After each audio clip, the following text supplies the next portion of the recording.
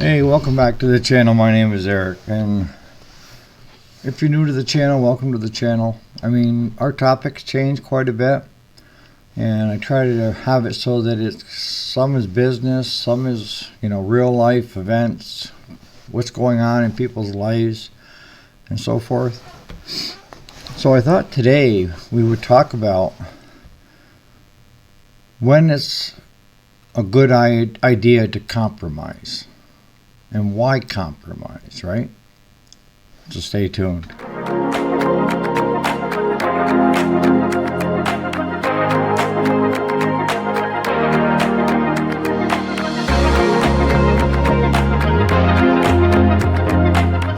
So I hope everybody's doing good out there. So today, I got to thinking about it, and back when I was in my 20s, I worked for a private security company. And that what we had going on at the time was we had a mine business and their workers went on strike. And so they ended up, the two of them could not agree. The unions did not agree with what the mines, the business wanted and so forth. So the miners went out on strike. And I'll be honest with you, most of them didn't want to go out on strike, but I was hired on as a canine handler. And for you guys that don't know what canine is, it's just simply a dog. I was a dog handler. And we had 7 different dogs that were in the kennels at all times, And my job was just simply to take the dog, and it had to be leashed because the way that they had trained these dogs was they were leash broke. So whoever had the leash had the dog. The dog would defend the person with the leash. And so that was my job, was just going around in circles basically with this dog.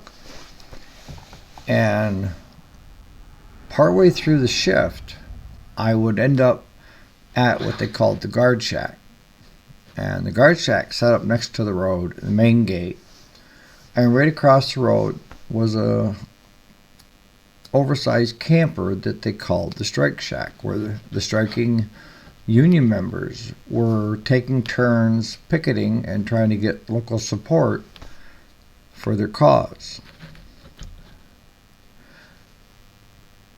The company that hired me, like I say, it was Southwest was the private security company. And a lot of the guys came up from the Southwest, and a lot of the guys were just recently out of the military. And they look forward to a good fight. Or me, I was just the opposite. I was just there for the paycheck, screw all this stuff. And at times, some of the strikers, they get to drinking and fire off a deer rifle into the cook shack. And they always did it when nobody was there in the cook shack, not when somebody was in there. And that would just set these guys off, Instead of me looking to go the other direction, these guys are like running full tilt at it.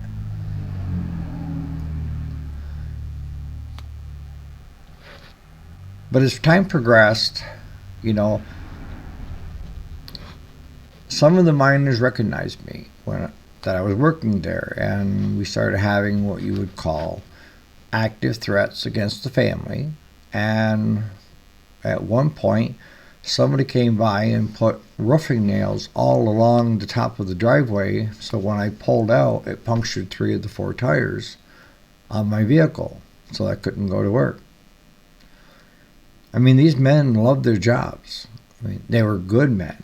But, I now was on the other side because I went to work, even though they would call me a scab. I wasn't a scab. I wasn't taking their job. I was hired to basically guard the facility. That's it. I wasn't working in the mill. I wasn't working in the mines. None of it. And the way that outfit always was is they were basically, it was either them or us, you know. There was no middle ground. And what I started doing was, you know, instead of antagonizing the striking miners, I decided I'd go a little different course. And that is, when I got up to, what I would do on the way into work is I would grab the local paper. And the local paper, you know, had crossword and stuff like that in it. And for the first week, I would go up, because my shift was 3 in the afternoon till 7:30 in the morning. So I would go up probably around 7:30 into the guard shack for a while. And at that time, I would read the paper. And when I got done reading the paper, I noticed there was somebody standing out next to the road. They weren't on our property. They were where they could be. And I stepped out and I said, "Would you be interested in reading the paper tonight?"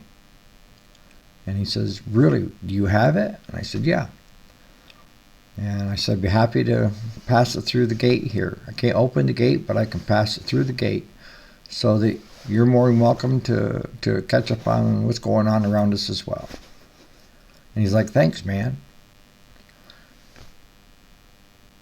I was trying to find a way to keep everybody happy, compromise, per se.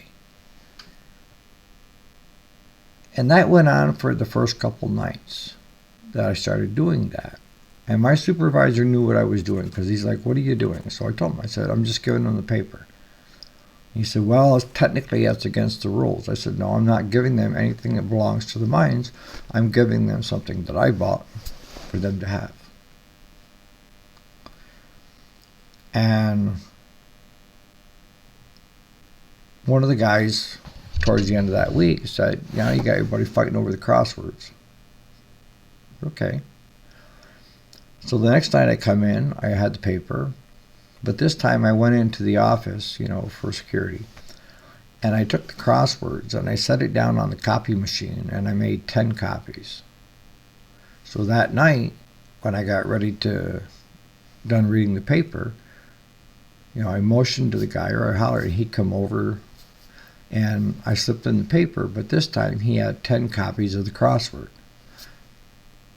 And we developed a rapport that I let him know that I'm not there trying to take a job. I understand why you guys are doing what you're doing. I understand why they're doing what they're doing, but it has no effect on me other than I'm being paid. I'm a local guy. You guys know me. I'm a farmer.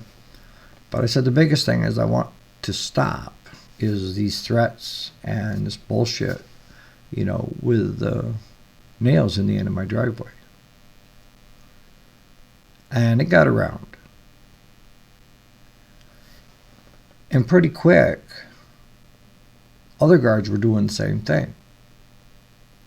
I mean, we all of a sudden we're now getting along, and knowing that they had their job per se as striking miners, they also understood we had a job as well, and that we weren't part of the fight. We had no skin in the game either way. So sometimes, you know, when it comes to compromise, sometimes you have to give a little bit to get a little bit. But you got to be careful when I'm talking about compromise. Compromise is not, you know, a lot of relationships, you know, are compromises. But if you're trying to become what you think your spouse wants you to be, then you are over compromised. Or if he feels that you should be certain obedient and this not, then you're over compromised. You never compromise your integrity, your morals, or your values, and the real you inside. If he isn't interested in the real you, or if she isn't interested in the real you, then you probably shouldn't be together. But compromising time schedules, who's going to pick up the kids tonight, who's going to stop at the grocery store and pick up this and that, you're constantly compromising, but you're not compromising your integrity. You're compromising and you're getting something back.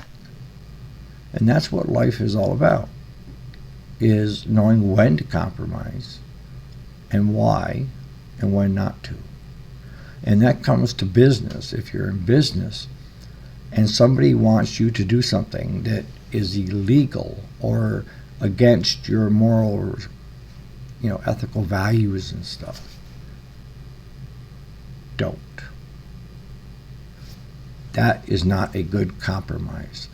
If somebody feels that they have to go that far to get you to go to do that, they're not your friends. And they're not good ones to have business with. I mean, I hope you understand. There's a time and a place to compromise, and that's why. And on that note, you guys have a great day. And we'll see you on the next video. Thanks so much for watching. And remember, when to compromise, and why to compromise, and when not to compromise. All right. Talk to you later.